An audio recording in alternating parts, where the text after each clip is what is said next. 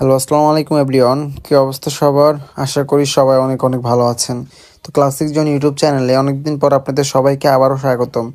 আজকে আমরা নতুন একটি দেশ নিয়ে কথা বলবো। ভিন্ন ইঙ্গিতে আমরা ইউরোপকে চেনার চেষ্টা করব।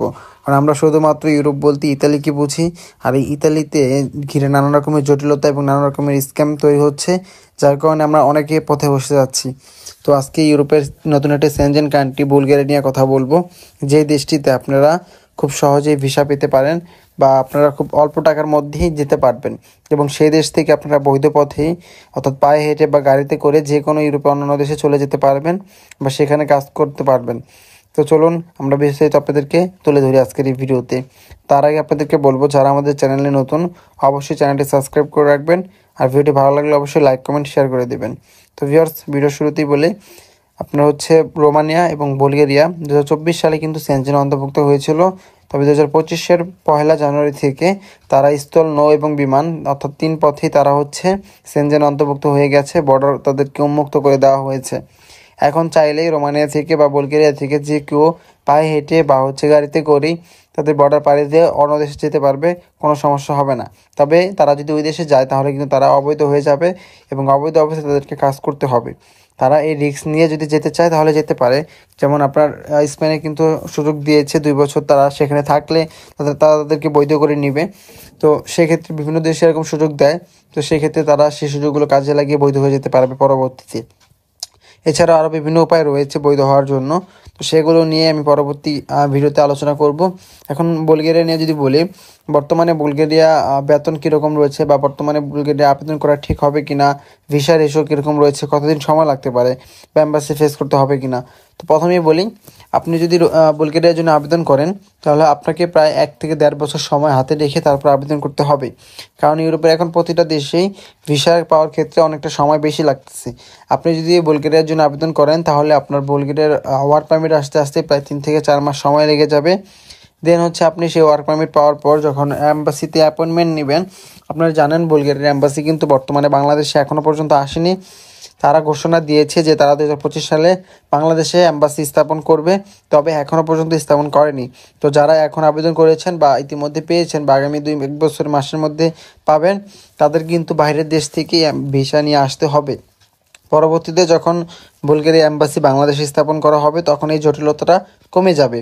তো যাই হোক, আমি ফার্স্টেই বলি, যারা বুলগেরিয়া অ্যাপয়েন্টমেন্টের জন্য নিতে যাচ্ছেন, আপনাদেরকে হয় নেপালে, না হলে আপনাদেরকে থাইল্যান্ডে কিংবা ভারতে যেতে হবে। ম্যাক্সিমাম ভারতে যায় দিল্লির ভিসা নিয়ে। তবে বর্তমানে দিল্লির ভিসা পেতে এখন অনেক সমস্যা হচ্ছে, যার কারণে আমাদের সময়টা আরও বেশি লাগতেছে। তো আশা করি আপনারা বিষয়টা বুঝতে পেরেছেন। এই যে দিল্লির ভিসা পেতে পেতে অনেক সময় লাগতেছে, তারপর আমাদের সেখান থেকে ভিসা কালেক্ট করে নিয়ে আসতে হচ্ছে। আর বুলগেরিয়ার জন্য কিন্তু আপনাকে সরাসরি এম্বাসি ফেস করতে হবে, আপনাকে সরাসরি সেখানে যেতে হবে। বিভিন্ন প্রশ্ন আপনাকে করবে, তবে খুব বেশি কিছু না।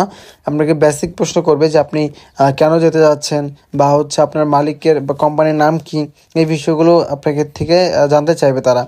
তো এই বিষয়গুলো আপনি অবশ্যই জেনে তারপরে যাবেন। আর আপনি কতটুকু এডুকেশনাল সার্টিফিকেট আছে বা কী আছে বা কতটুকু কাজ জানেন, সেই বিষয়গুলো হয়তো জানতে চাইতে পারে। তবে বেসিক কিছু ইনফরমেশন জানবে। আহামরি আপনার থেকে কিছু কঠিন কিছু কিছু জিজ্ঞাসা করবে না, শুধু নার্ভাস না হলেই চলবে। আর বুলগেরিয়া বর্তমান অবস্থা, হ্যাঁ, মোটামুটি ভালোই আছে। বুলগেরিয়াতে বর্তমানে ভালোই কাজ পাওয়া যাচ্ছে এবং কাজের বেতন ইউরোপের অন্যান্য দেশের মতো না। ইউরোপের যেমন আপনি যদি সাপোজ ক্রোয়েশিয়া বা ইতালি, ফ্রান্স, জার্মানি এগুলো চিন্তা করেন, সেক্ষেত্রে তাদের বেতন প্রায় 1000 ইউরোর উপরে। কিন্তু আপনি যদি বুলগেরিয়ার চিন্তা করেন, সেক্ষেত্রে বুলগেরিয়াতে আপনার বেসিক বেতন প্রায় 500 থেকে 600 ইউরো। মানে যারা বাংলাদেশ থেকে নতুন অবস্থায় যায় তাদের বেতন ওই 500 ইউরোর আশেপাশেই থাকে। পরবর্তীতে কাজ যখন জানে বা পুরান হয় তখন ওই 600, 650 ইউরো এরকম হয়। এরপর বেশি এখনও পর্যন্ত ওঠার সম্ভাবনা নেই।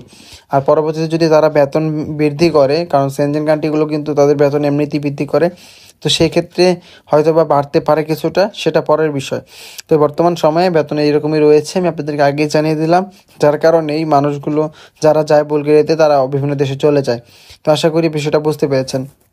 বুলগেরিয়া ভিসা রেশিও বর্তমানে কীরকম রয়েছে সেই বিষয়ে যদি বলি, বুলগেরিয়া বর্তমানে ভিসা রেশিও প্রায় 40 থেকে 50% রয়েছে এবং বুলগেরিয়ার পাশাপাশি রোমানিয়া এবং ক্রোয়েশিয়ার ভিসা রেশিও কিন্তু অনেক কমে গেছে। আগে কিন্তু তাদের ভিসা রেশিও অনেক ভালো ছিল, তবে যেহেতু তারা সেনজেনে অন্তর্ভুক্ত হয়েছে এবং সেনজেন অন্তর্ভুক্ত হওয়ার আগে থেকেই তাদের এই ভিসা রেশিও অনেক কমে গেছে, কারণ সেনজেনের কান্ট্রিগুলোর একটা ভিসা দেওয়ার একটা সিস্টেম অন্যরকম, তো বিভিন্ন যাচাই বাছাইয়ের সম্মুখীন হতে হয়, যার কারণে তাদের ভিসা রেশিওগুলো কমে গেছে।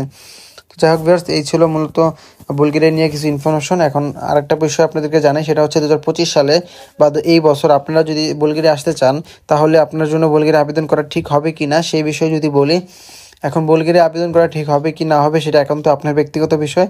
আমি প্রথমেই বলে দিলাম যে 1 থেকে 1.5 বছর সময় লাগতে পারে, এই সময় আপনাকে অপেক্ষা করতে হবে এবং যে পরিমাণ টাকা লাগবে সেটা আপনাকে ম্যানেজ করতে হবে। যেমন হচ্ছে বুলগেরিয়া আবেদন করতে গেলে বর্তমানে প্রায় আবেদনের সময় 1 থেকে 1.5 লক্ষ টাকা নিয়ে থাকে, আর এছাড়া সকল কস্ট মিলিয়ে প্রায় 10 থেকে 12 লক্ষ টাকার মধ্যে আপ ডাউন করে।